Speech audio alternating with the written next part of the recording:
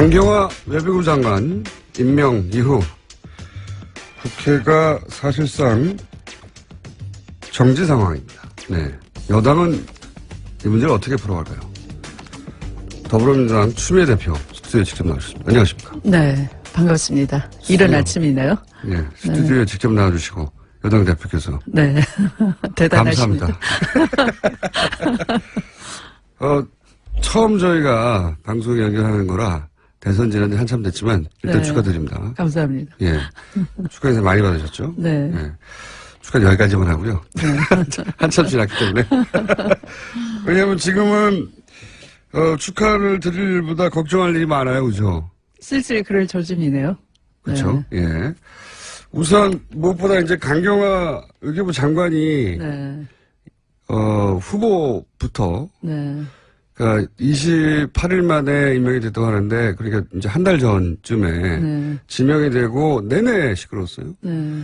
그렇지만 결국 이제 임명이 됐습니다. 네. 우선 강경화 외교부 장관의 임명에 대한 뭐랄까요 축하 메시지 변 네. 대표로서 같은 네. 여성 정치인으로서 네.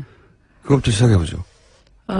제가 2004년에서 2006년 사이에 예. 낙선을 하고 미국 콜롬비아 대학에서 공부를 하고 있었어요. 정치인들은 낙선하면 왜 거기 미국 대학을 가죠? 좀 넓은 데서 좀, 숨기가 좋나요, 거기가? 아니, 좀 넓은 데서 보면 우리나라가 더 잘 보일 수 있고, 생각을 좀 정리하고 싶고. 아니, 미국 말고 다른 나라도 많지 않습니까? 갑자기 궁금해져서. 그런데, 네. 그, 큰 나라 가서, 네. 우리나라 입장을 좀 보고, 저 한 사람도 외교할 수 있다. 이런 생각 가지고 갔었어요. 다들 그런 생각으로 하나요? 모르겠어요. 그래서 저는 가서 공부 되게 열심히 많이 했어요. 왜 이 얘기 하냐 하면은. 네. 공부 말고는 할 게 없으셨잖아요. 근데... 아니, 골프도 치고 많이 노시죠. 근데 저는 이제 그런 네. 쪽 재주가 없으니까 책을 많이 보고 그랬는데요. 그때, 주로 이제, 그, 브런치를 사가지고. 네. 이제 먹으면 샌드위치 콜라 이런 거 놓고서 네. 이제 명사들 초청해서 강의를 듣는 그런 점심시간이 있었어요. 네. 강경화 장관이 그 당시에 와서. 그때 처음 만나셨어요? 네, 인권을 주제로 해서, 굉장히 열강을 재밌게 하셨어요. 영어로요? 영어로 아주 유창하게. 네. 네. 어떻게 알아들으셨습니까? 듣는 건 잘 들어요. 말하는 건 좀 버벅대지만. 유창한 거 어떻게 하셨어요? 어쨌든, 그때 처음 인연이 됐다. 네, 네. 그래서. 그때 이미 국제무대에서 활약하고 있었나 보죠? 그렇죠. 네, 네. 그래서 우리가 이제 저명한 사람들을 불러서 이제 그들의 생각을 공유하고 가끔 이제 질의 토론도 하고 그런 시간이. 대표님이 한국인이라서 강경화 당시 유엔 아마도 이랬던 네. 직원을 부른 게 아니라 그분이 이미 유엔에서는 알려진 분이라 알려진 분이어서 유명 인사로 그 대학에 초청 그렇죠. 강연을 하는데 네, 네. 보셨다. 네, 그렇군요. 네, 네. 그래서 제가 인상이 참 좋았어요.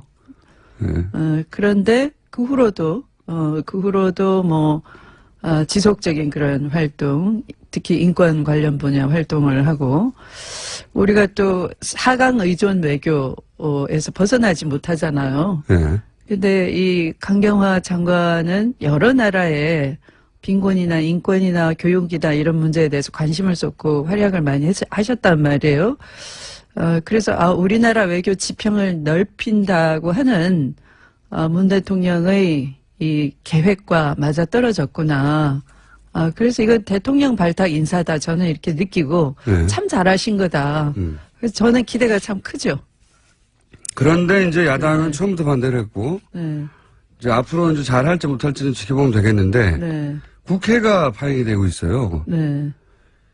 이거 어떻게 풀어야 됩니까? 지금은 또 운영인가요? 네. 국회 운영이 국회가 민의의 전당이지 국회의 뭐라고 하나 고집. 뭐라고 하나. 고집, 국회의 고집. 그러니까 민심과 동떨어진 국회의 네. 고집. 뭐 그런 걸 옹호하고 감싸는데 이해받으려고 하면은 국민을 상대로 때를 쓰는 거잖아요. 이 엄중한 시기에 정말 외교 공백이 있었던 것이고 사드나 위안부 합의나 이런 문제를 초래해서 우리나라와 중국 간의 미묘한 관계에 빠지고 교착 상태에 빠지고 뭐 이런 상황에서 한시 빨리 외교 장관을 임명을 해서 문제를 풀어가게끔 해줘야 되는 건데 바로 그런 원인을 제공한 사람들이 이 국회에서 마치 때를 쓰듯이 하는 것은 정말 그건 나쁜 짓이죠. 네. 네. 대표님 표현력이 너무 단순한 거 아닙니까? 나쁜 짓이죠.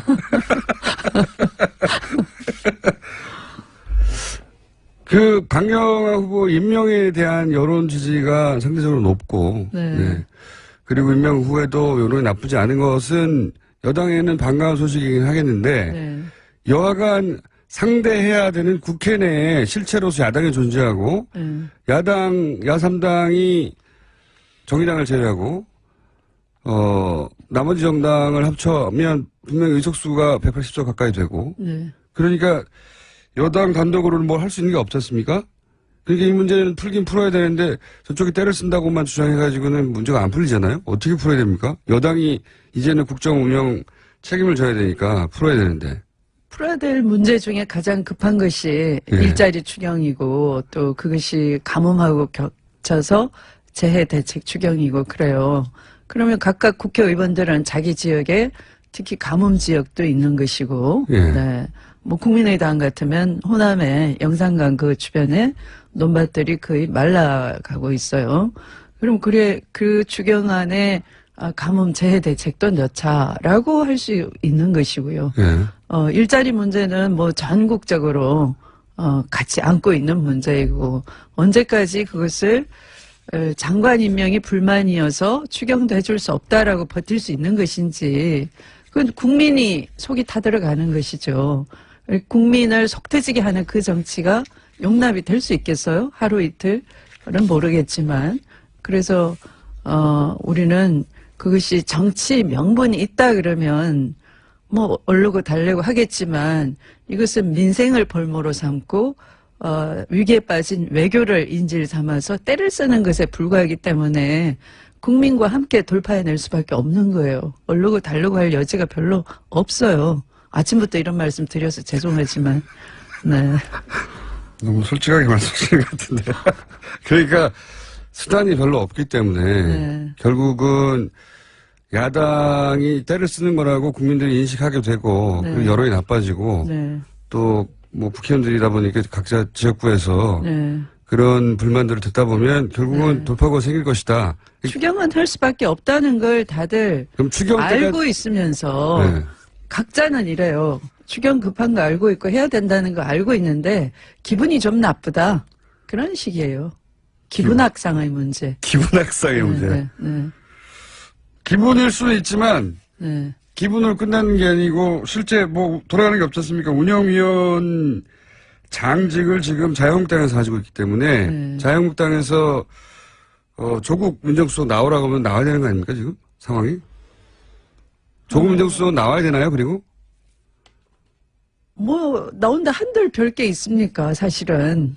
나오는 자체를 야당은 하나의 승리로 여기는 수 있거든요. 그러니까 인사 문제에 대한 책임을 지고 조국 민정수석이 나와서 국회에 야당 의원들의 공세를 받고 사과하고 고개를 숙이는 모습을 보여주고 싶겠죠. 그럼 나와야 되나요? 실제 인사 문제에서 조국 민정수석이 검증의 책임을 가지고 있으니까 완전히 무책임한 것도 아니잖아요. 책임이 없는 것도 아니지 않습니까? 나옵니까? 안 나옵니까? 나와야 되나요? 안 나와야 되나요? 제가 만약에 이제 청문회까지 가서 그 흥결이 엄청 크다. 그래서 도저히 임명할 지경이 못 된다. 국민 여론도 그러하다.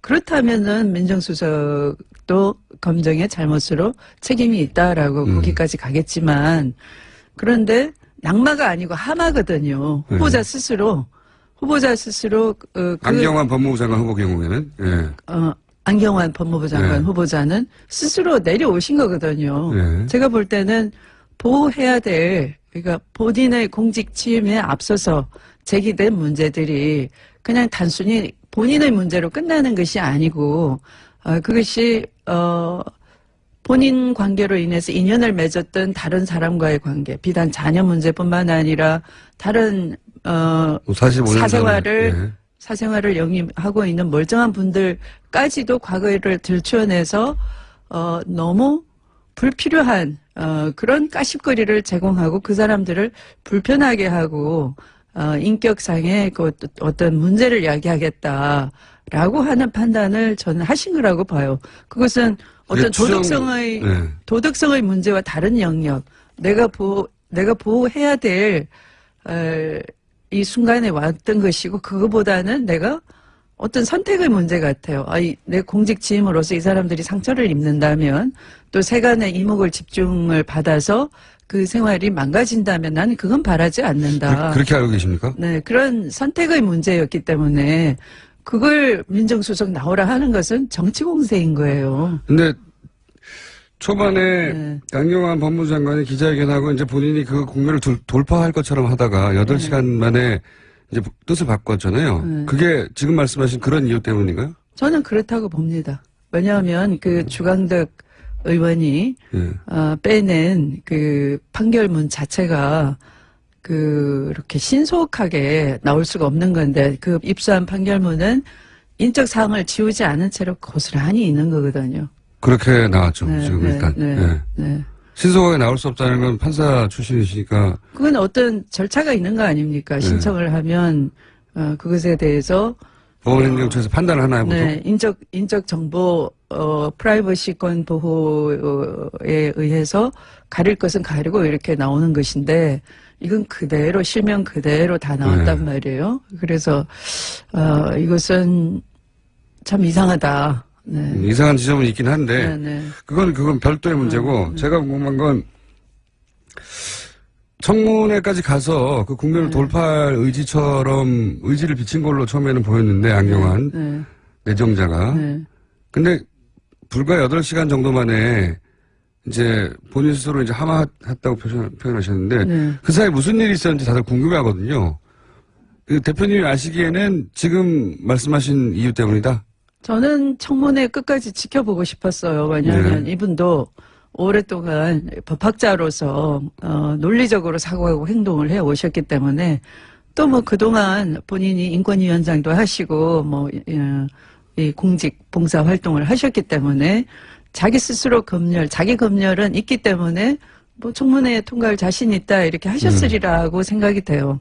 그런데 예기치 않게 이제 이것이 어떤 사생활의 영역까지 깊이 들어가니까 내가 이런 것을 보호를 하지 못한 채로 공직 취임을 해야 되나 하는 그런 고민, 그런 판단이 있지 않나 짐작이 됩니다. 청와대에서 혹시 연락이 가거나 하지는 않았을까요? 이 정도면 여론이 좋지 않으니까 그건 잘 모르시고.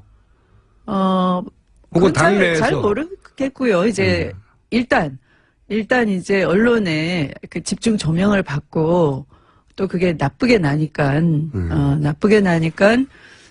일부 이제 의원들이 이렇게 초반부터 인사로 인해서 구설이 많은 것은 문제가 있지 않느냐 하는 사견을 피력하는 의원들은 있었지만, 여당 내에서도. 네. 그러나 저는 이건 청문회까지 지켜보면 되는 것이고, 또 그런 자기 검열을 할 줄 아는 능력이 되는 분이어서 어느 정도 수위에 가면 뭐 당신이 이 정도면 되겠다 안 되겠다 그런 판단할 시점이 있지 않을까. 뭐 결코 어려운 문제는 아니다 이렇게 본 거죠. 그 개인의 문제로 본 거죠. 그걸 뭘 민정수석의 검증의 문제 이렇게 2차 전선으로 이어가는 건 대단히 잘못됐다 생각합니다. 상임위 소집 권한이 원래 상임위원장에 있고 지금은 자유한국당에 상임위원장이 있기 때문에 그 자리가 상임위를 열어서 국회에서 나오라고 해도 나갈 필요가 없다고 생각하시는 거죠? 현재 상태로는 그래요. 그냥 정치 공세에 불과하기 때문에. 어차피 지금 정권 출범한 지 예를 들어 그게 부정부패와 연루됐다. 우병우 정도로 그런 최순실이라는 존재를 몰랐다고 하면서 사실 최순실이 저지른 전행은 국정 전반에 걸친 것이다. 이런 정도 같으면 당연히 나와야 되는 것인데 안 나왔잖아요, 그들은. 안 나왔죠. 네. 근데 이것은 그 후보자의 40년 전의 사생활에 관한 영역이고, 또 어떤 피치 못할 그 사정으로 볼 여지가 있다라는 여운도 남겼는데, 그건 어떤 이해관계자가 있기 때문에 말을 그렇게 막 할 수가 없는 거죠. 당당하게 못한다가 아니라 다른 보호해야 될 가치, 법익 이런 걸 생각할 줄 아는 그분 나름의 어떤 법익에 대한 비교 형량 이런 게 있었을 거라고 봐요. 그래서 그걸 존중하는 차원이고 그것이 도덕적 결함인지 아닌지 따지겠다면 청문회에서 예를 들어 비공개로 이런 사정이 있었습니다 할 수가 있겠죠. 그런 프로세스까지 갔었어도 저는 좋다라고 생각을 한 거죠. 그래서 네.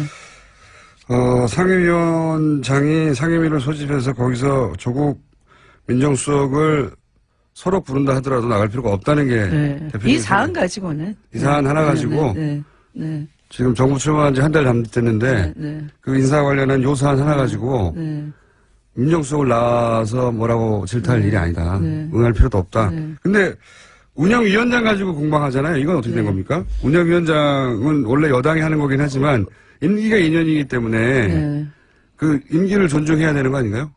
그렇게 논리를 갖다 댈 수도 있던 거지만 사실 국회 운영위원장은 집권당에서 쭉 맡아왔던 관례가 있는 것이고 또 그렇게 국회 운영을 해왔어요. 여태까지는? 네.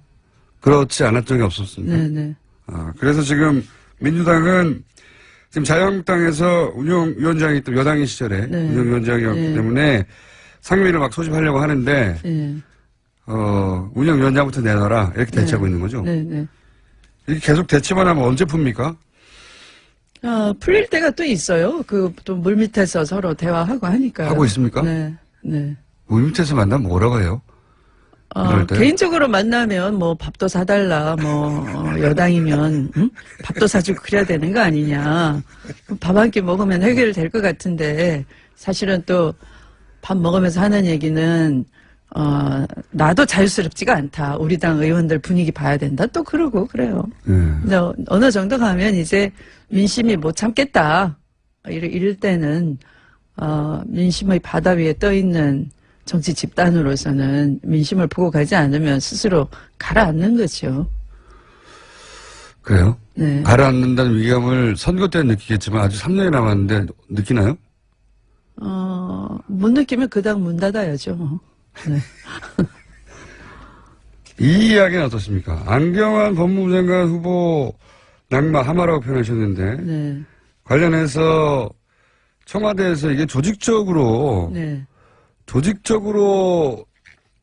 이런 문제를 일으키는 세력이 있는 것 같다. 검찰 개혁이나 개혁을 저지하는 이게 청와대가 어떤 근거에서 이런 얘기를 하는지 아십니까 혹시?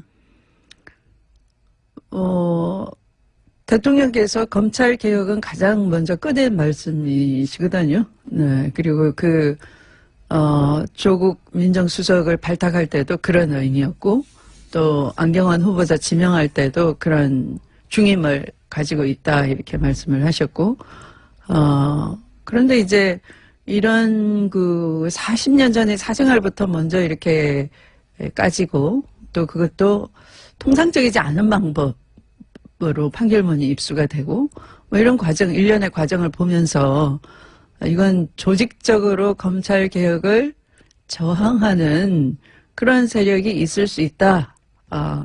그런 분위기에서 이런 전체 분위기가 연동이 되지 않았나. 대표님도 그렇게 생각하세요? 저도 그런 생각이 들어요. 네. 관련해서 무슨 정보가 있습니까? 그 정황 자체가 그런 느낌이 드는 거고요. 그러면서 이제 금방 안경환 후보자가 하마를 하자 말자. 그다음에 이제 이 추천되는 저쪽 법조 서초동 시각에서 추천되는 인사들을 보면은 서초동 시각에서 추천되는 인사들이 있었어요? 정보지 이른바 찌라시에 네. 그런 게 돕니까? 네.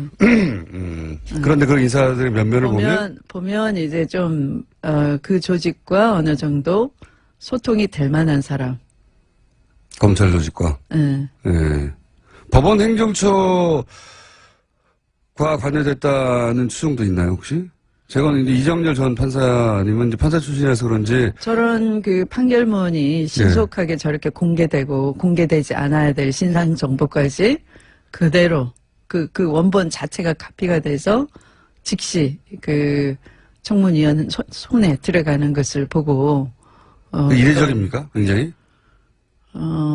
일리가 있느냐고요? 아니, 이례적이냐고요. 이례적이죠. 이례적이죠. 어떤 면에서 이례적입니까? 우리가 자료 요구를 하면은. 예.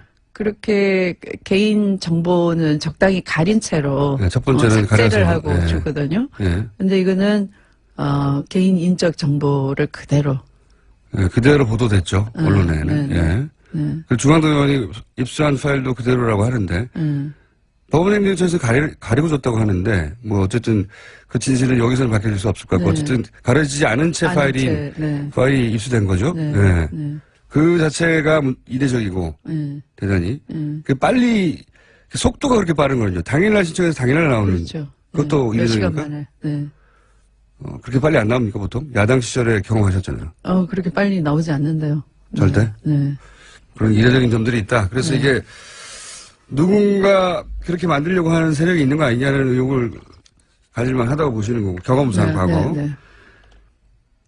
앞으로 좀 밝혀지겠죠, 뭐. 네, 저도 관심 있습니다. 문정인 특보가 이제 발언을 여러 가지를 해서 한미 정상회담을 앞두고, 언론도 비판하고 청와대도 곤욕스러워하는 것 같아요. 네. 사드라는 무기체계 하나 때문에 동맹이 깨지면 그게 동맹이냐부터 시작해서 환경영향 평가는 1년 정도 걸린다. 거기에 대해서 이제 국내 언론들이 미국 심기가 불편해한다는 정도의 보도를 마구 쏟아냈잖아요. 네. 그리고 이제 야당에서는 공격하고 아마추어적이라고. 이 문제는 어떻게 보십니까? 국내 언론의 지나친 호들갑이죠. 제가 그 미국에서 한 2년 동안 있으면서 토론을 제가 일부러 그 발제문을 가지고 CSIS 같은 데 가서 북한 핵 문제 해법에 대해서 내가 구상하고 있는 것을 발표하겠다. 이렇게 이메일을 보내잖아요. 그러면 오라. 얼마든지 얘기해달라. 그래요. 그리고 브루킹스 연구소 같이 아주 헤리티지 파운데이션 같이 보수적인 띵크탱크에도 제가 노크를 해서, 제가 이런 견해를 갖고 있으니까 좀 토론하고 싶다. 이렇게 이제 가면 오라고. 그래서 미국인들은 어느 정도 논거를 가지고 얘기하는 얘기는 굉장히 경청을 합니다. 네. 그리고 다양한 싱크탱크의 의견들이 취합돼서 이제 그 사회가 어떤 결정을 하는데 도움이 되는 거거든요. 여러 옵션이 나오겠죠. 그런데. 그래서 제 느낌에는, 낙선한 정치인이, 미국에서 웬만한 전문가하고 토론하자 그러면 이분들은 따지지 않고 그런 기회를 주는구나. 토론 문화 사회인 거죠. 마찬가지로 이 문정인 교수는, 정확하게는 그 특보라기보다는 고문에 가까운 거예요. 뭐 월급 받는 입장도 아니고 또 이분이 동아시아 연구재단 이렇게 국내에서도 그런 싱크탱크를 가지고 있으신 분이고 우드로 윌슨 센터하고 같이 그런 한국 문제 가지고 이제 토론하는 기회에 한반도의 이 사드 문제는 한미동맹 이걸로 한미동맹이 깨진다라고 할 수 없는 정도로 한미동맹은 추미애 대표였습니다. 더불어민주당 추미애 대표가 있습니다. 원래 2부에서 끝나고 가시려는 걸 제가 문정인 특보 관련 발언에서 마무리를 못하셨기 때문에 제가 간신히 붙들고 3부에서 이 마무리 발언을 하고 가시는 것으로 2부 끝부분을 못 들으신 부분도 계실 거기 때문에 문정인 특보가 이제 사드가 무기체계 하나일 뿐인데 무기체계 하나 때문에 동맹이 깨진다면 그게 무슨 동맹이냐라는 발언 자체가 한국 내에서 이제 여러 언론들의 비판 또 뭐 야당의 비판 그 뭐 포탈을 보면 모두가 비판하는 듯한 그리고 청와대도 이제 이런 파장이 생기자 그것은 개인의 의견이다. 라고 이제 정리를 하고 그런 정도로 이제 무마가 되어 가는가 합니다만은 여기 대해서 어제 대표님께서 뭐 그렇게 큰 문제냐 이거 가지고 호들갑 떨지 마라 정도 발언하셨어요. 이 문정인 특보 발언에 관한 대표님의 입장을 자세히 듣고 마무리를 하죠 오늘은. 우선 미국 조야가 네. 한국이 겪고 있는 문제를 잘 모릅니다. 잘 모릅니다. 네. 네. 그래서, 한국 국민으로서 가서 한국은 이런 입장에 있고, 이런 이런 의견들도 곤란한 있다. 문제를 겪고 있다라고 전해야 될 필요가 있고요. 네. 그리고 우리는 북한과 바로 맞닿아 있는, 네. 당사자죠. 이해관계국이니까 우리는 전쟁이 정말 싫고 대화로 풀어야 된다고 생각한다. 라는 국민 여론이 60%가 넘어요. 예. 대결과 긴장 이런 것을 지속할 수가 없는 것이다. 그러면 북한이 핵이나 미사일을 멈춘다면은 대통령은 대화할 수 있는 여지가 있다라고 먼저 6.15 정상 17주년 기념사에서 말씀을 하셨고, 네. 그게 한국 국민이 바라는 바고, 그래서 새 정부의 남북 관계나 외교 정책에 기대를 거는 것이고, 예. 그 분위기를 가서 전할 수가 있어야 되는 것이죠. 누군가는. 그렇죠. 예. 설득을 해가면서. 그게 외교인 것이죠. 외교라는 게 상대방이 요구한다고 다 들어주면 외교가 필요 없는 거 아닙니까? 그렇죠. 외교부 네. 장관이 있을 필요도 없고요. 네, 네. 네. 그래서 한국은 대화 분위기를 선호하는 것이고, 군사훈련을 한다거나 또 상대방이 핵과 미사일로 대응 수위를 높인다거나 핵과 미사일을 자꾸 개발하고 이쪽도 전략자산을 전진 배치해서 계속 군사 긴장을 높인다거나 하는 것은 정말 우리로서는 조마조마하다. 네. 언제 터질지 모르는 거니까 이렇게 전달을 해야 되는 것이고요. 또 그 사드라는 문제만 하더라도 여러 고려해야 될 종합적인 문제가 있다. 네. 이미 중국과는 긴밀한 경제적인 협력 관계에 있는 것인데 이것이 한국 국민의 한 경제에 미치는 영향이 엄청나게 커서 한국이 이걸 흡수할 수 있는 능력이 되질 못한다라는 걸 얘기해야 되는 것이고요. 또 지정학적으로 한반도만큼 지정학적 고리가 약한 고리가 전 지구상에 없어요. 그렇기 때문에 남북 관계를 풀지 못하고 있는 것이고. 예. 그래서 이 지정학적으로 아주 취약한 지점이 지구상의 한반도다 바로. 예. 이걸 설명을 해야 되는 것이고 한반도 이외의 여타 지역도 폴란드나 체코도 역시 러시아와의 관계에서는 지정학적으로 중요한 데지만 한반도보다 그렇게 취약하지는 않아요. 바로 붙어 있지는 않죠. 네. 그리고 북한과 이렇게 맞대고 있는 그런 나라도 아니고, 그럼에도 불구하고 그 나라들은 사드를 국민 여론에 의해서 배치를 반대하고 미국도 그걸 이해를 했단 말이에요. 네. 그러니까 중국하고도 바로 거의 서해를 끼고서 붙어 있는 상황. 남북 간에도 그렇게 국경을 맞대고 있고. 예, 국경을 맞대 있는 한 몸이란 말이에요, 한반도가. 그런 상황에서 여러 문제가 중첩적으로 있는 거잖아요. 남중국해 문제, 대만 문제, 이런 문제들 안고 있는, 데가 바로 한반도이기 때문에 여기에서, 군사 긴장을 높인다는 것은 어쨌든 굉장히 인활이 아주 크고, 우리의 정치 경제에 미치는 영향이 너무나 커서 한국 국민은 끔찍하게 생각한다를 단순히 미국 한미 간의 동맹의 우호 관계 좋은 게 좋다 이런 식으로 볼 수 없는 그런 문제를 심각하게 안고 있다라고 똑바로 전하면은 얼마든지 미국은 이해를 할 수 있는 그런 이 사회적 지적 이런 네트워크가 돼 있는 사회예요. 수백 개의 싱크탱크가 있고 그 중에 하나가 우드로 윌슨 센터이고 그래서 한국의 싱크탱크를 대표하는 사람이 가서 네. 여러 가지 얘기를 종합적으로 미국이 미처 생각하지 못하는 걸 깨닫게 해주어야지만 어느 날 갑자기 아무 소리 하지 않고 있다가 환경영향 평가한다. 이것은 뒤통수 치는 거라고 오역이 되는 것이지만 그런 지정학적으로 약한 고리에서 한국 국민이 경제적으로도 곤란을 겪고 있고 아주 암울한 이 터널 속에 갇혀 있는 거구나. 우리가 그 동맹국을 이해를 못했다. 이런 것을 적절한 시점에 알려줘야 되는 것이죠. 그래야 정상회담의 분위기도 대통령이 무슨 말씀을 하시더라도 그런 거였어요. 우리 미처 알지는 못했지만 원래 협상력을 높이려면 없는 문제도 만들어서 우는 소리를 해야 되는 거 아닙니까? 근데 이제 있는 그대로 전달해야 된다는 있는 거죠. 그대로. 네. 미처 알지를 못했다 이렇게 이해를 시켜가야 되는 것이고 그런 것을 하라고 있는 것이죠. 전부 우리 자신도. 네. 저도 심지어 낙선 의원일 때도 가서 그런 역할을 했던 것이고요. 저도 지금 외교통일위원입니다만 야당 시절에도 저는 미 국무부 한복판에 국무부 안에 들어가서 동아태 차관보를 만나서 한반도가 유라시아에서 차지하는 것이 미국으로서는 얼마나 다행인지 모른다. 왜냐하면 한반도는 러시아와 중국을 바라보는 나라이고 대륙의 시작인 지점이고 거기에 당신들은 공산주의를 막아줬지만 한국 국민은 당신들이 도와주지 않아도 그 공산주의를 막아준 덕택에 우리는 스스로 민주주의적인 대한민국을 만들었다. 아시아에서 가장 민주주의가 발달되어 있는 나라다. 이것이 중국에 미치는 영향력이 엄청날 거다. 중국 사회에 미치는. 그래서 이 한반도에 대해서 한미동맹은 그런 지정학적인 측면 또 정치 경제적인 측면 동아시아를 어떻게 중국을 변화시킬까 하는데 고리로 삼을 만한 아주 가치 높은 나라이다. 그것이 미국의 국익에도 부합하는 것이 바로 한미동맹의 본질인 것이다.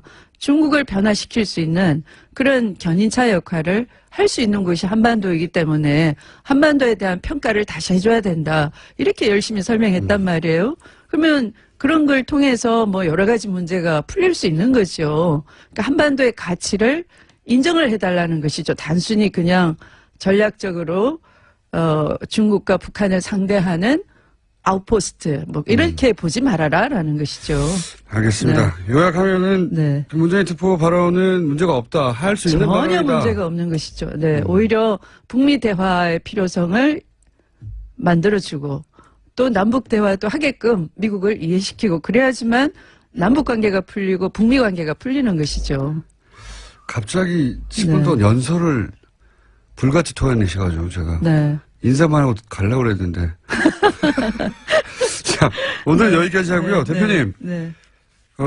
대표님을 섭외하기가 대통령 섭외 비슷한 수준 어렵다고 저희 제작진들이. 네. 이러시면 안 됩니다. 아니, 권위적이어서가 아니고요. 네, 너무 이제 바쁘셔서 그런 겁니다. 아니. 그럼요. 우리 김총수 님이 말씀을 잘 하시기 때문에. 네. 혹시 가서 당할까봐. 제가 좀 말실수를 하거나 하면 아하. 이제 그래도 집권당 대표인데 큰일 날까봐 또 조심하느라고. 네, 오늘은 살살했고요. 그래서 네, 네. 그래서 이렇게 좋은 분위기니까 네. 다음엔 좀 섭외가 좀 쉬워지도록. 네. 네. 네. 정말 어려웠거든요. 네. 죄송합니다. 오늘 여기까지 하겠습니다. 오늘 말씀 감사합니다. 네. 좋은 하루 되십시오. 더불어민주당의 추미애 대표였습니다. 네. 감사합니다. 고맙습니다. 자, 이 코너만 하면 문자가 쏟아집니다. 신기하죠? 네. 노회찬 원내대표 나오셨습니다. 안녕하십니까? 네, 안녕하십니까? 네. 노루가즘으로 지난주에 히트를 친 코너 제목 노루가즘.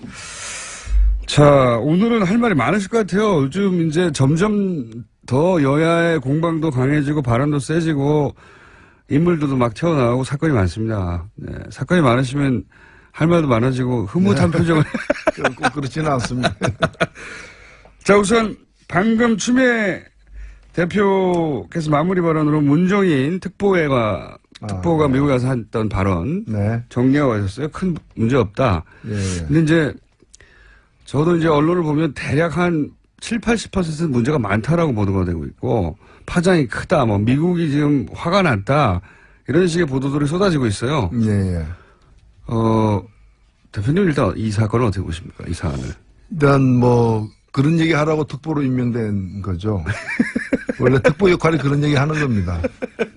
그렇죠. 그러니까 청와대가 공식적으로 못하는 이야기들. 그렇죠. 예. 그리고 실제로 북한이 이제 핵과 미사일을 동결하면은 이제 뭐 전략 자산 배치를 갖다가 줄이거나 또는 군사 훈련을 갖다가 이제 약화시키겠다고 한 것은 축소하겠다고 한 것은 한국과 미국의 옵션 리스트에 들어가 있는 겁니다.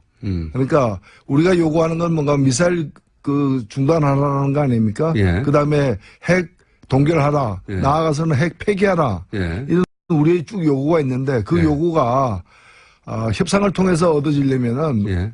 그걸 위해서 주는 게 있어야 되거든요. 주고받죠, 원래. 예, 그래서 근데 이제 뭘 줄 것인가 하는 거는 굉장히 이제 이게 좀 섬세하고 미묘한 어떤 문제예요. 예. 그렇기 때문에 바로 못 주고 또 바로 제시하지 못하고 비공식적으로 예. 또는 비공개리에 애들벌론을 띄우거나 제시하거나 또는 어떤 민간인이 얘기를 해버리거나 그런 여러 가지 과정을 거치게 돼 있고 분위기를 띄우는 거죠. 그렇죠. 네.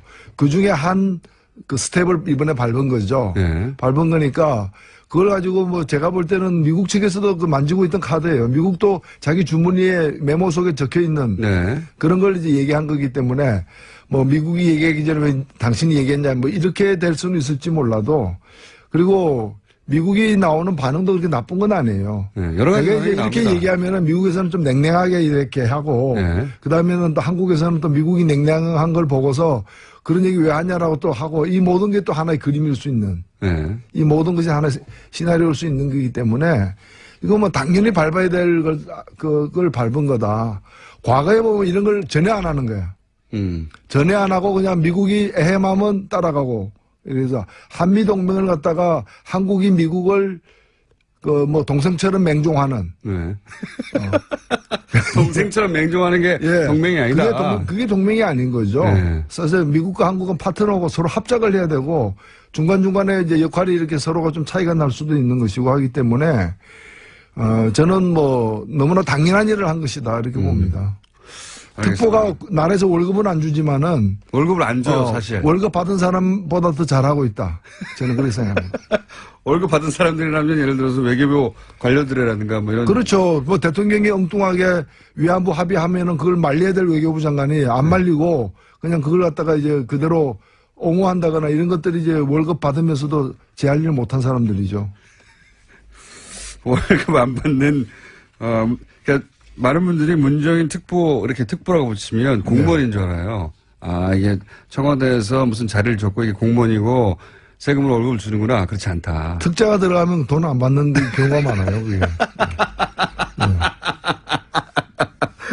민간인의 자격을 간 거죠. 그러니까 대통령이 여러 사람을 만나는데, 이 사람은 대통령인 자문위원으로 여러 가지 옵션 중에 하나의 의견을 듣는 사람이다. 그래서 특보라고 이름을 정한 건데, 그래서 이런 얘기를 갖다가 공식적으로 못 하거든요, 솔직히. 공식적으로 얘기할 때는 얘기한 뒤에 저쪽 반응까지를 다 계산하고 얘기를 하게 되는데, 그럼 저쪽 반응을 알기 위해서는 여러 가지 뭐, 이 스파이망도 가동돼야 되지만은, 그렇죠. 이러저러한 에드발론도 띄워야 되고, 미국도 이런 걸 참 많이 해요. 그건 선수죠, 미국은 원래. 아, 그렇죠. 예. 예. 그 국제외교가 이런 식으로 하는 거 아닙니까, 원래. 그러니까 외교라는 게 우리나라는 이제 없었다가, 예. 이제 조금 시작하는 그 거죠. 얘기가 아예 없었다가, 예. 여기가 조금 생긴 것으로 봐야 된다. 네. 알겠습니다. 또 하나의, 전선 중에 하나가, 조국 민정수석이, 강경화 외교부 장관부터 시작해가지고, 최근에 낙마한 안경환 법무부 장관 내정자였던 분. 네. 그 인사 참사다, 야당에서는. 그러므로 조국 민정수석이 국회 나와서, 야당의 공세를 받아라.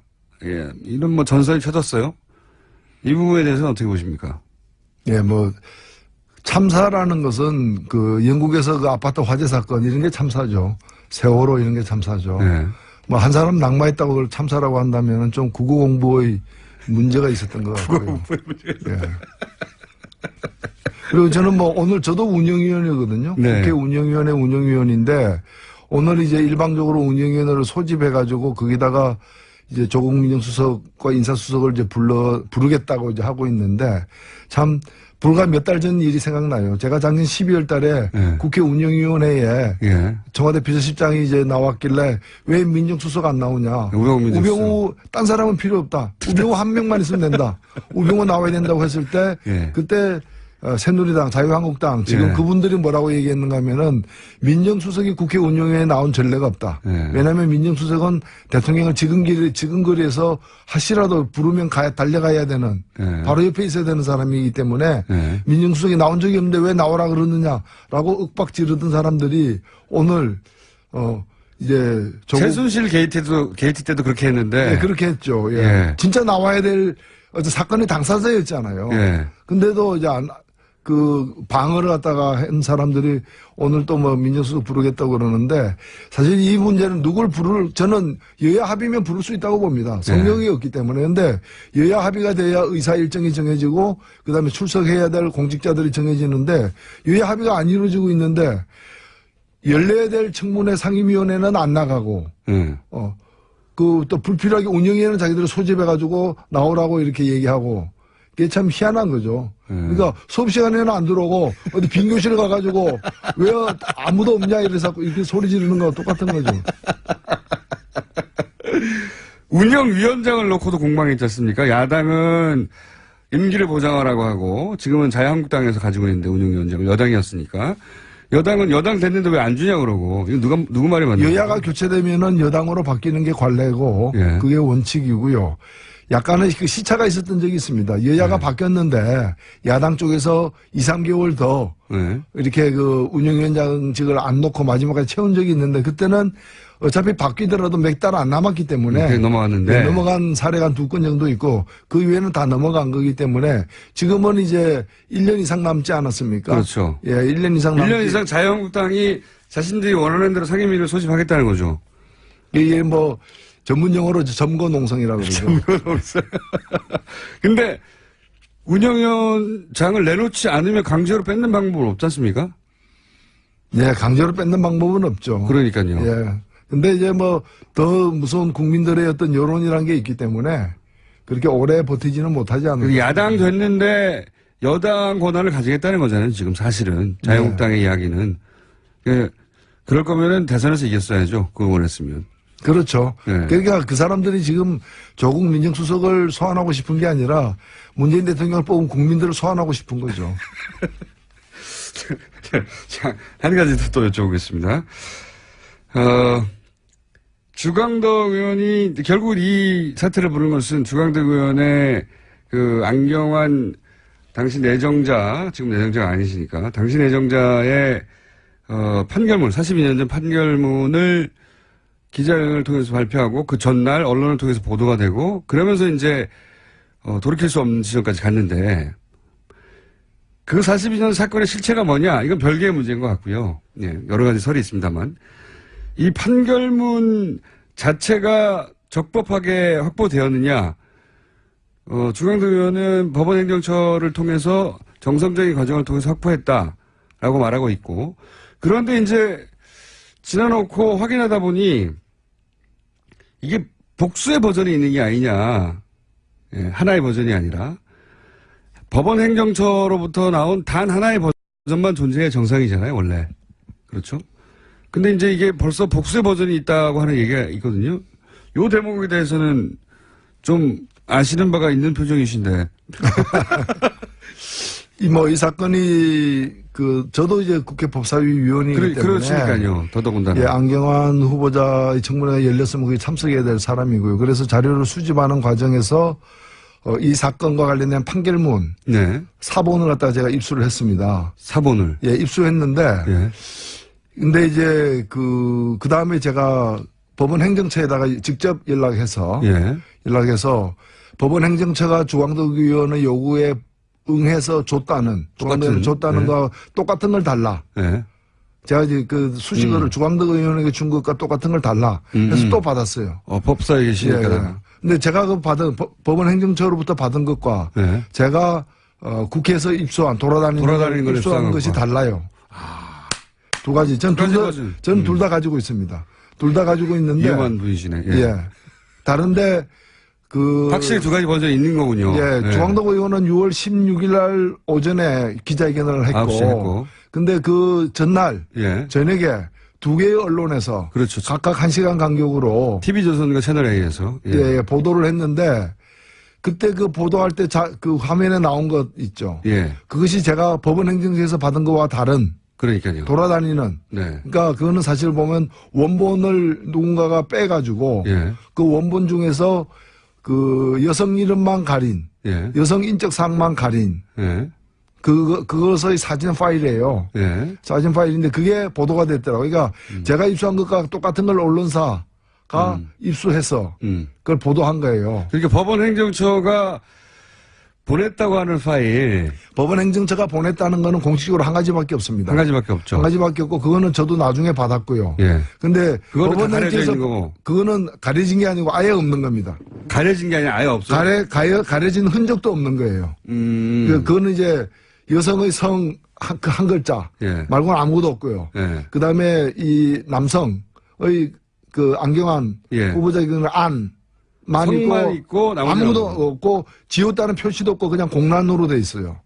공란으로 돼 있는데 그게 법원 행정처 버전이군요. 그 법원 행정처 버전이고 또 하나의 버전은 뭔가면은 원본을 갖다가 이 쪽지로다가 예. 이렇게 여성 인적 사항만 성까지 포함해서 예. 성까지 포함해서 다 가려버렸고 예. 그다음에 안쪽은 다 그대로 있고 어허. 뿐만이 아니라 그 뒤에 보면은 이 판결을 내린 사람의 그 사인이 있죠. 예. 손으로 쓴 사인이 그 원본에는 남아 있고 아하. 그다음에 법원 행정처에서 준 거에는 활자로만 돼 있어 이름이.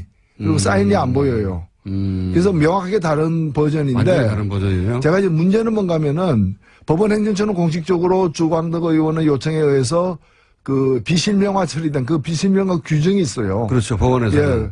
그 이름을 어떻게 가리는가 하는 방법에 대한 규정이 있어요. 전산화 하는 과정에서 PDF로 만들고 하는 전산화하는 과정에서 규정을 정했고 그래서 소위 말해서 비실명화라고 하는 이름을 지우는 작업. 그래서 그 법원 행정처는 합법적으로 예. 한 가지를 건넸다고 얘기하고 있어요. 예. 그러면은 제가 입수한 또 다른 오리지널 버전에 가까운. 버전은 누가 줬냐. 줬느냐인데 이 거의 원본의 소재지는 법원이잖아요. 소재지는 법원이죠. 그러니까 법원이 그걸 비공식적으로 줬거나 아니면은 법원 내에 어떤 조력자가 예. 외부의 권력기관 내지 권력기관 사람의 요청에 의해서 예.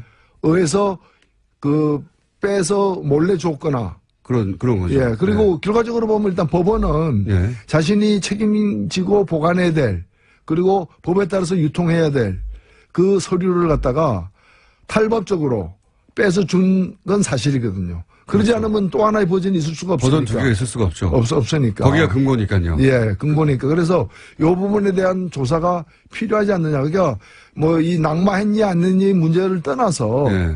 권력기관이 이렇게 해야 될 일을 갖다 국가기관이 해야 될 일을 지금 못한 거 아니에요. 사고가 생긴 거잖아요. 그러면 이제 여기서부터는 추정의 영역일 수밖에 없긴 한데 법원 행정처가 적법한 과정을 거치지 않고 내줬을까요? 아니면 예를 들어서 이제 정보기관이 법원 행정처를 제외하고 여기에 접근이 가능한 무슨 네, 이건 그다음부터는 제가 그 상상인데. 상상. 예. 추정인데. 예, 합리적인 유추라고 볼 수 있죠. 네, 알겠습니다.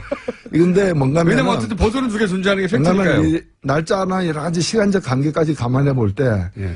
안경환 후보가 내정됐다라는 얘기가 나오는 순간. 예. 이미 조사하지도 않고 이미 안경환 후보에 대해서 이러한 그 흠결 내지 이런 어떤 인적 사항의 특이점. 네. 특이사항이 있다는 걸 이미 알고 있는. 그러면 조난 왜냐면 자료를 가지고 있는 것이 이미 알고 있어야죠. 왜냐하면 네. 그때부터 조사해가지고 물론 조사할 수 있는 근거들은 있습니다. 예. 재적 등본이라 있지만은 그때부터 조사해가지고 나올 수 있는 게 아니에요. 이거는 시간적 간격이라거나 그렇죠. 이런 것이. 그리고 왜냐하면 그 언론사에서도 6월 15일 날 오후 7시 몇 분경에 보도한 언론사도 보면은 법적 자문을 이미 거쳤던 것 같아요. 판결문을 입수해놓고도 판결문을 안 보여줘요. 둘 중에 한 곳에서는 먼저 보도한 곳에서는 판결문을 안 보여주고 판결문을 갖다가 이제 다시 활자로 찍은 그걸 좀 보여주면서 뭘 보여주는가 하면은 재현 동영상, 가상 재현 동영상을 보여주는데 그 동영상 만드는데 몇 시간 걸렸을 거 아니에요. 아무리 빨리 해도 그렇죠. 아무리 빨리 해도. 네. 그 모든 걸 감안하면은 이미 안경환이라는 이름이 그 후보자로 나오는 순간 이미 그런 인적사항의 특이점을 알고 있는 곳에서 그걸 원본을 구해가지고 그걸 이제 그 여러 사람들이 보면서 검토하고 국리를 하고 법적 검토를 하고 그리고 그런 끝에 이제 법적인 문제까지 다 감안해서 여러 가지 그 후의 일들이 일어났을 수도 있다. 네, 그럴 가능성이 높다.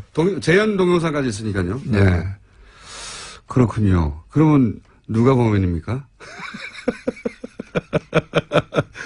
예, 이거는 제가 볼 때는 뭐 수사가 돼야 될 문제다. 수사가 돼야 될 문제. 예, 그건 뭐 명백한 것 같습니다. 버전이 두 가지가 존재하는 것 같다고 제가 브리핑에서 얘기했는데 그게 팩트군요, 완전히. 예. 두 개 다 가지고 계시니까요. 예. 명백히 다른 것이고. 그렇습니다. 둘 다 있습니다. 법사위에서 그 다음날 기자회견하고 나서 법사위원 몇 분들이 그 주광등 의원과 똑같은 걸 달라고 요청을 했었다면서요. 의원님뿐만 아니라. 예, 예. 네. 다 같은 거, 다, 저도 받았고, 그러니까 법원행정처가, 그건 원래 주게 돼 있습니다. 예. 그거는 그 관련 법령에 의해서 주게 돼서 법원행정처가 그걸 준 것은 전혀 문제가 되지 않는데. 절차적으로 문제가 아닌데. 주지 않았다고 한 것이 왜 존재하느냐는 거죠. 애를 낳은 적이 없는데 애는 살아있는 겁니다. 네. 밝혀야죠.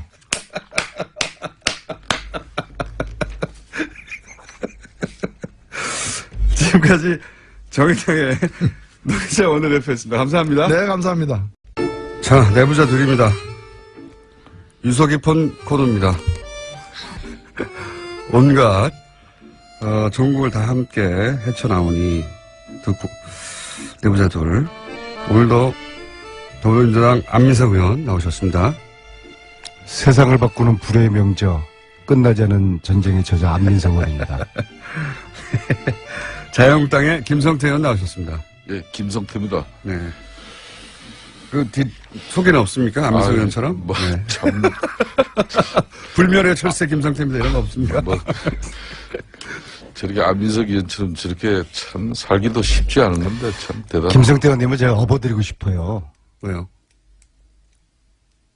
최순실 재산 몰수하려고 특별법 추진하는 여야 초당제 의원모임을 만들었는데요. 예. 자유한국당은 딱 한 분만 참여했는데요. 그분이 바로 제 앞에 앉아 계시는 김자, 성자, 태자, 김성태 의원입니다. 최순실 존경합니다. 특별법에 동참한 유일한 야당 의원입니까? 아니, 자유한국당. 유일한 자유한국당 의원. 네네네. 왜 그러셨습니까? 소신의 정치인. 소신의 정치인. 아직은 거기까지는 가기 힘든 것 같습니다. 큰 철새 한번 하셨기 때문에, 예. 참, 김의중 공장장 참, 내가 방송 잘하려고 마음먹고 오는데도, 참, 당신 초치는 거 보면 하여튼, 이 방송 진행자 맞는지 참 어려워요. 있는 그대로 얘기해야죠. 사실상 안민석 의원 앞에 계십니다만은, 안민석 의원이 추구하는 최순실 이 재산 추적을 통한 이걸 국가 환수하는 부분, 적극적으로 공감하고 동의합니다. 또 저는 거기에다 더 붙인 게 있어요. 사실상 이 나라를 거들내고, 또, 어떻게 보면은 이 보수 정치를 뿌리채 뽑아버린 그런 장본인입니다. 그렇기 때문에 두 번 다시 대한민국의 이런 불행한 역사를 종식시키기 위해서라도, 무능하고 탐욕에 찬 세력들이 한마디로 국가 권력을 사유해서 불을 치부했다 그러면은 그는 끝까지 추적해서라도 그는 발본 시행을 해야 되는 거죠. 그런 교훈을 우리가 안민석 의원이 추진하는 최순실 재산 몰수에 관한 내용은 그런 차원에서 저는 참석입니다. 그런데 자유한국당 왜 가셨어요? 제가 하는 일은 자유한국당 의원님들은 무조건 색안경을 끼고 보는 경향이 없지 않아 있어요. 그렇죠? 그건 사실이죠. 없지 않아 있는 왜 그래요? 사실상 안민석 의원이 지금 우리는 정권을 내놓았고 대한민국 헌정사의 초유의 탄핵 대통령 내놓지는 않았죠. 뺏긴 거죠. 내놓고 싶지 않았는데. 참 언제까지. 저는 이 법이 보수, 진보, 여야 그런 진영의 관점에서 볼 수 있는 법이 아니고요. 대한민국의 이 법은 정의를 바로 세우고 부정부패를 척결하는 법이기 때문에 자유한국당 의원님들이 그런 오해를 하지 말았었으면 좋겠어요. 그렇습니다. 그래서 제가 좀 말씀을 더 붙인다면은 이게 이제 이참에 지난 대선 공간에서 비록 나온 이야기지만은 분명히 더불어민주당의 핵심 정권의 지금 현재 가장 중심 인물인 그런 인사들이 보수 개멸, 보수 개멸론을 들고 나왔단 말이에요. 20년 안에 이제 보수 완전 개멸시켜버리자. 아니, 보수가 존재하지 않고 어떻게 진보가 있습니까? 그러니까. 서로가 그러니까 안민석 의원처럼 견제하면서 진보와 보수가 고루 날개짓을 하면서 균형 있는 세상을 만들어내는 게 그게 우리 정치인들이 추구해야 될. 근데 김성태 가장 의원처럼 큰 가치예요. 건강한 합리적인 보수 그런 노력을 김성태 의원님은 하시거든요. 근데 보수 스스로가 자기들은 불의한 세력이고 부패한 세력이라고 딱 프레임에 갇혀 있으면은 정말 개변을 당할 수밖에 없는 것이죠. 특히 최순실 재산은 국민들 재산이고 국민들의 피와 땀이거든요. 왜냐하면 이게 최태민 거였으니까. 그죠? 그런 차원에서 대한민국 그 전에 이제 박정희 대통령과 관련이 그거는 이제 조사를 해봐야 되는데요. 그러니까 제가 이제 그 대한민국의 부분을 네. 좀 전에 이야기하다가 이제 좀 막혔는데 최순실 국정농단과 최순실 일가의 재산 부정 축제가 이번에 국정조사 특위라든지 특검 과정에서 만천하에 알려졌어요. 그렇다면은 이런 온당하지 못한 그런 쉽게 말하면 불을 치다간 부분에 대해서는 분명히 우리 세상이 우리 사회가 바로 잡아야죠. 그렇지만은 이걸 입법화하기까지는 상당히 넘어야 될 산이 아주 큽니다. 우리 안민석 의원 잘 아시다시피.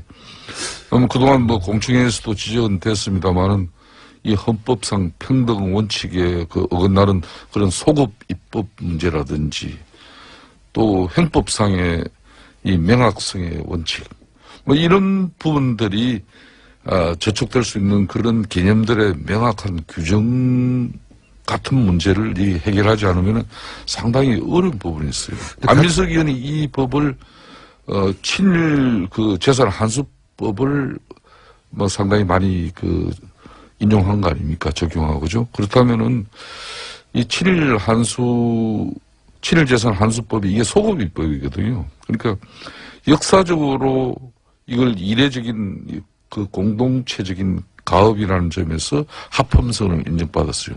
그렇듯이 뭐 이 지금 현재 최순실 재산 환수 특별법도 뭐 그런 법안 성안에 심혈을 기울이고 있는 만큼 뭐 저는 잘 되라고 봅니다. 우려하시는 분은 알겠는데 사실 이 법은 제가 법률가가 아니기 때문에 대한민국 최고의 법률가로부터 초안 작성을 제가 부탁을 드려서 또 사찰에 걸친 공청회를 거친 나름대로 완성도를 높인 법이고요. 그럼에도 불구하고 이 법의 통과 가능성은 굉장히 가능성이 좀 현재 단계에서는 낮다고 봅니다. 그래서 제가 전국 다니면서 국민들에게 이 법 제정의 필요성을 몇 명이 부족하죠? 몇 명이 부족합니까? 아니, 지금 초당 모임은 25명으로 구성됐고요. 그래서 초당 모임이 중심이 돼가지고, 다음 주에 그 의원들 발의 동의서를 받는데요. 한 150명을 목표로 하는데, 몇 명이 되든 간에 그 명단을 국민들이 원하시면은 제가 좀 결단을 해서라도 공개, 언론에 그럼 결단까지 필요합니까? 왜냐하면 동료원들에 관련된 문제이기 때문에 어쨌거나 이 최순실 재산 몰수 특별법을 이런저런 이유로 만약에 반대한다면 이것은 최순실 재산 몰수를 반대하는 것이거든요. 그래서 국민들의 관심 또 국회에 또 승원이 있기를 바라겠습니다. 그러니까 안민석 의원님이 이 최순실 재산 환수 특별법이 말씀하시죠? 성공하기 위해서는 절대 정치적인 정쟁을 야기하는 어떤 그런 정치 수단으로 가져가서는 안 된다는 거예요. 명심하겠습니다.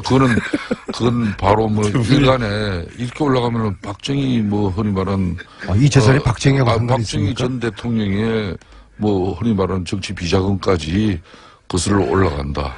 그게 관련이 돼 있어요. 아니 뭐 두 분의 얼굴을 보고 있는데 너무 진지해가지고. 아니 그런 측면에 이미 뭐 다 아시면서 그렇게 표정 지으면 안 되시고. 그게 자꾸 읽혀요?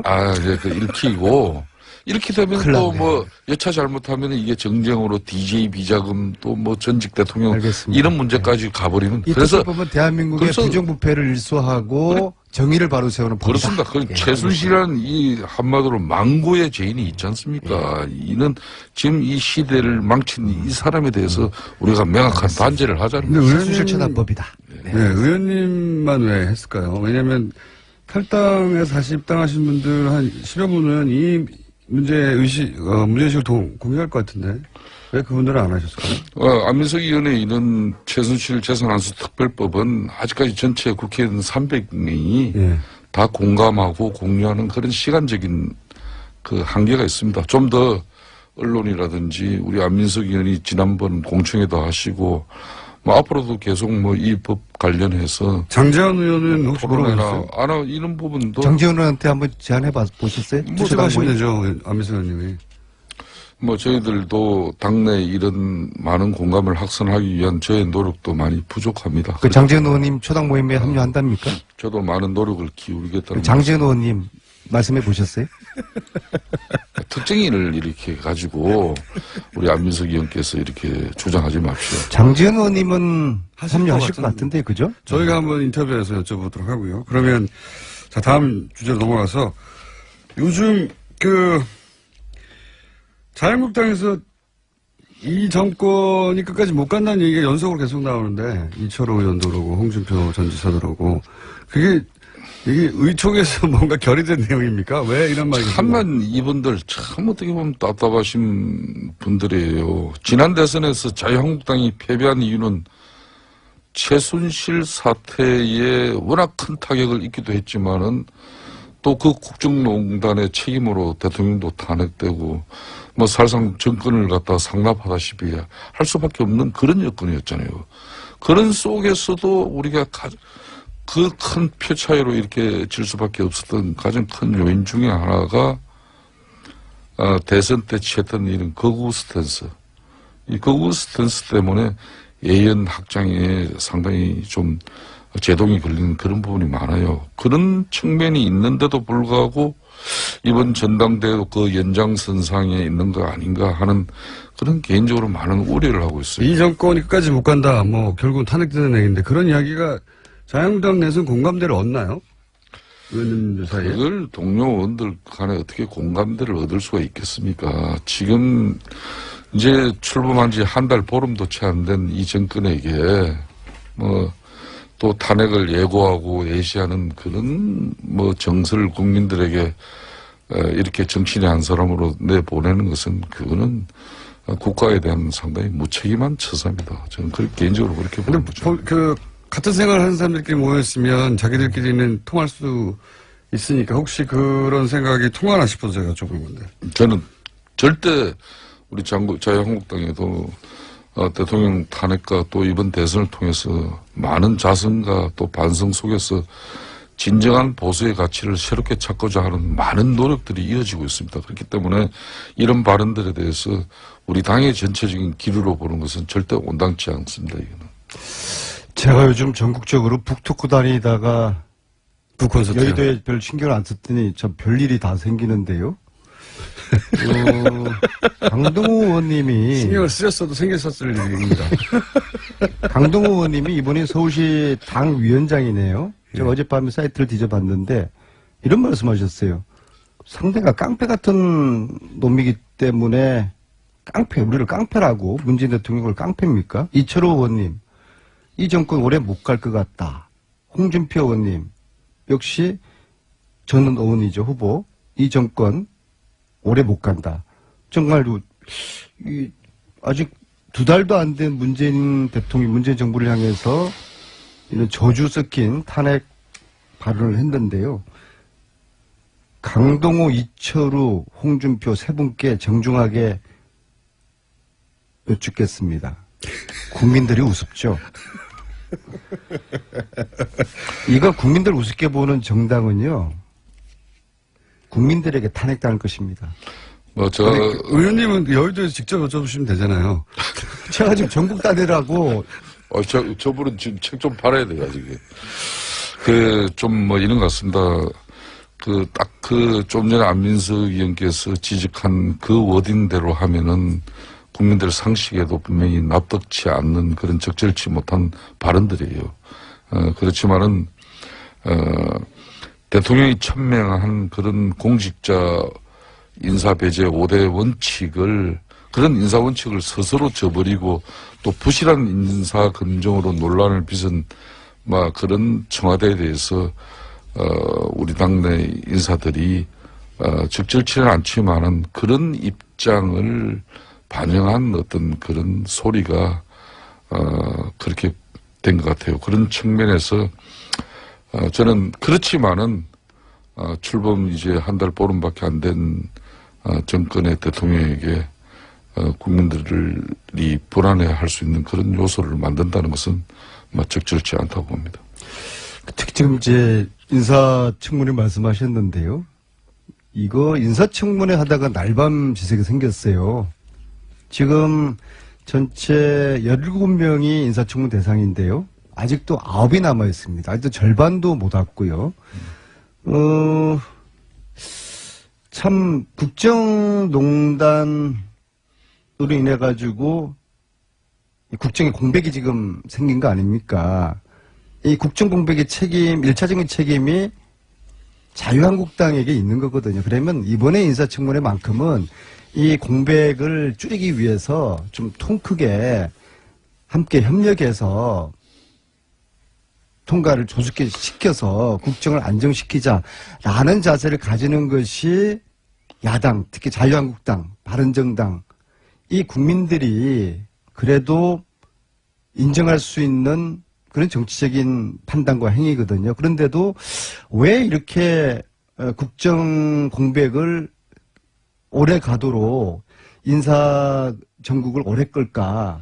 제가 지난주 그랬지 않습니까?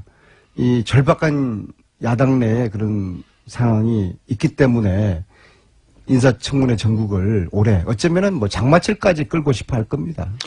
저는 이제 자유한국당은 제1야당입니다. 과거의 민주당의 그 잘못된 악습이나 폐단, 폐습은 절대 배제해야 된다고 봅니다. 우리 좀 전에 안민석 의원이 저는 얘기하니까 우리 공장장이 듣기도 조금은 뭐 생소하고 조금 좀 약간은 좀 똑같이 하고 있잖아요. 똑같이 혹은 조금 더. 아니 지금 국정 공백의 책임이 자유한국당에 있는데 본인들이 이걸 빨리 메워줘야죠. 우리도 이런 걸 참 어디서 배웠겠습니까? 어디서? 그냥 막 그거는 이런 거는 배워서는 안 된다고 보는데. 민주당에서 배워서 한다는 거 아니고. 아니 저희들이 과거에 국정 공백을 초래한 그런 사태가 있었습니까? 제가 초유의 사태예요. 제가 안민석 의원께 제안을 인사청문을 길게 끌고 그런 얘기를 안민석 의원께 제안을 드리겠습니다. 끝나지 않은 전쟁에 북콘서트 좀 중단하고 또 끝나지 않은 전쟁에 뭐 영화 준비도 조금 시간을 줄여서라도 청와대 인사검증팀에 파견 지원을 나가셔가지고 그 최순실 이런 뭐 국정농단에 대한 그 추적 정신으로 대통령 지금 현재 지금 현재 추천하는 인사들에 대해서 좀 송곳 같은 사전 검증을 좀 해주세요. 아마 안민석 의원이 사전 검증을 통해 가지고 대통령께서 발표하시는 그런 강요라면은 절대 국회 청문회에서 뭐 이런 솔깃한 표정으로 지금. 절대 문제 안 걸려요. 5대 인사 원칙 중에서 탈탈 틀어도 걸리지 않을 딱 한 사람이 있다고 어떤 기자가 그러더라고요. 누군데요? 뭐 제가 굳이 제 입으로 이야기하지 않겠습니다. 의원님 스스로를 말씀하시는 겁니까? 제 입으로 이야기할 수는 없고요. 왜냐하면 저는 최순실이가 저를 검증하지 않았습니까? 15년에 안민석 탈탈 틀어라, 안민석 뒷조사해라. 5개 아니라 50개도 제가 다 빠져나갔거든요. 그런데 어제 아까 이제 북토크 말씀하셨으니까 어제 북토크에서 노승일 부장이 스페셜 게스트로 나와서 어제 안산사 했거든요. 또 재장사 시작을. 유족을 위로하는 의미에서 노래를 하나 불렀어요. 광야에서. 그랬더니 청중에서 야 여기가 노래방이야 하면서 과음을 지르면서 여기저기서 막 동조를 하더라고요. 제 북토크를 방해하는 세력들이 조직적으로 준동하고 있다. 엄벌을 할 것이다. 다른 출판사에서요? 정권 출범 초기에 첫인상은 상당히 중요합니다. 인사검증 잘해야죠. 그렇기 때문에 안민석 의원 같은 분이 청와대 대통령께 좀 직언이 필요한 시기예요. 연락이 안 되죠. 지금 연락이 안 되더라도 돼야죠. 저분이 제가 알기로는 이번에 대통령 아마 다음 주 미국 방문하는데 한미 정상회담에 그리고 국가보안 문제를 대통령 아마 민주당의 아직 결정되지 않았어요. 수행 인사 중에 만일 안민석 의원 같은 사람 안 데려가면은 문재인 대통령 국가보안인데 영어도 잘 안 되시면서 영어는 미국에서 박사학위까지 하신 분인데 왜 영어가 안 돼요? 조국 민정수석이 저를 민정수석 특별 보좌관으로 채용해 주십시오. 아니 그러니까 안민석 열심히 뒷받침해서 송곳 같은 그래서 내가 지금 왜 직언이 필요하면요. 그 문재인 특보 같으신 분들 지금 한미 정상회담 앞두고 미국 가서 물론 학술 자기는 연구단체의 자격으로 갔다고 했지만은 그 적절치 못한 발언으로 얼마나 한미 동맹이 지금 위험해지고 또 대통령이 한미 간의 정상회담에 사전에 이게 얼마나 장애 요인이 되고 있습니까? 이런 분들 본인이 그냥 학자의 입장을 갖다면 특보 그냥 날려버려야 돼요. 정유라가 또 풀려났어요? 갑자기 웬 정유라예요. 왜냐면 문재인 특보 발언에 관해서 공부가 지금 안 돼 있어요. 그리고 장관들 제대로 본인 송영무 지금 현재 국방부 장관 같은 경우도 그분이 해군 참모총장 시절에 그 부적합한 행동들에 대해서 요 근래 계속 언론에서 지금 부적격자의 인상을 지울 수 없는 그런 기사가 나오고 있잖아요. 그러면 안민석 의원께서 이런 분 더 이상 논쟁 끌지 말도록 자진 사퇴하도록 입장을 청와대가 가질 수 있도록 조국 수석에게 전달해 주세요. 사법부는 정유라를 잔챙이로 보는 것 같아요. 정유라는 영린이고 핵심인데 왜 정유라를 이렇게 풀어줘서 국민들 화병을 또 도지게 만들죠? 어떨도사는 어떻게 생각하세요? 글쎄요, 저도 영장 기각에 유감이 많습니다. 예. 이거 완전 정유라 봐주기 아닙니까? 그렇게까지는 모르겠으나 적어도 구속해야 될 여러 가지 필요가 있죠. 아니 예. 대통령을 초등학교 이후에 한 번도 못 봤다고 해놓고서 최근에 대통령하고 또 전화했다는 게 드러나지 않았습니까? 여기 대해서 어떻게 생각하세요? 그러니까 영화 이 타짜에 나오는 어틀도사 공장장에게 물은 거예요. 제가 개인적으로 한국 영화 중에 좀 진짜 재밌어서 2번 본 영화가 그 타짜라는 영화가 있어요. 2번씩이나. 예, 예. 그 주인공 조성우 씨가 대사 중에 이런 말을 해요. 어차피 내가 아는 사람들은 다 다치거나 죽었다. 이건 안민석 의원도 이런 말을 자주 하는 편인데 정작 이 영화배우 조성우 씨한테는 이 영화가 해피엔딩으로 끝납니다.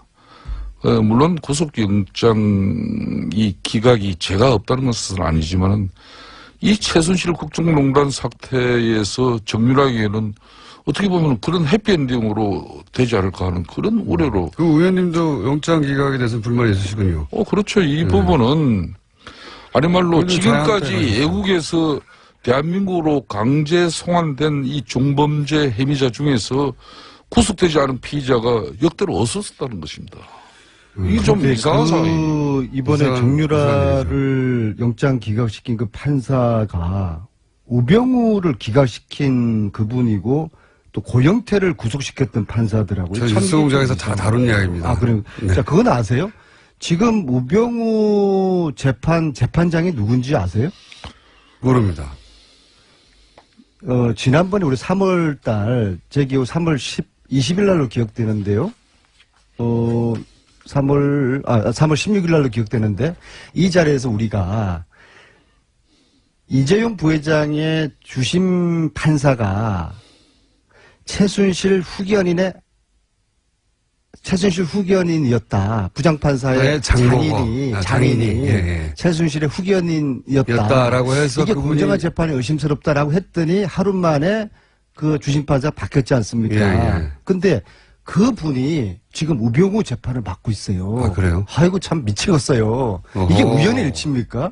우연히 일치겠죠. 근데 우연의 일치길 바라겠어. 이게 만약에 의도되거나 기획된 거라 그러면은 대한민국이 슬픈 것이죠. 그러지 않길 바라겠지만, 근데 저는 그분이 지난번에 그런 일이 있었으면은 민사재판부로 갔어야 된다고 봅니다. 내가 형사재판부에 있는 한은 이 사건을 맡을 수밖에 없고 오해를 받을 수 있으니까 민사재판부로 보내달라. 내지는 이 국정농단 관련된 재판은 나를 배제시켜달라. 스스로. 그렇게 했어야 되는 것인데 왜 또다시 이런 오해를 받아서 최순실 국정농단 사건을 하지 않는 게 오해를 받지 않는 길이긴 하죠. 지금은. 그 상식 제가 아는 판사들한테 물어봤어요. 그러면 자기들은 이런 재판 안 맞는다. 민사재판부로 갈 것이다. 스스로 안 맞는다고 할 수 있는데 제도가 있는 걸로 판사님들한테 아는데. 그렇게 이야기를 들었어요. 이 판사님 참 이해할 수 없고요. 정말 이 재판이 공정하기를 바라지만은 공정할 수 있을까? 확인된 거죠. 이재용 부회장 제가 허위사실 이야기했습니까?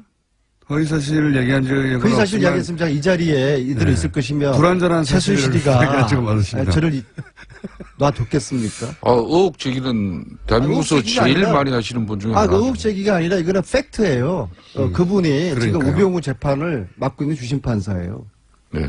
최순실 장인이 후견인이었던 게 밝혀져서 만 하루 만에 그분이 이제 우병우 전 민정수석 주심입니까?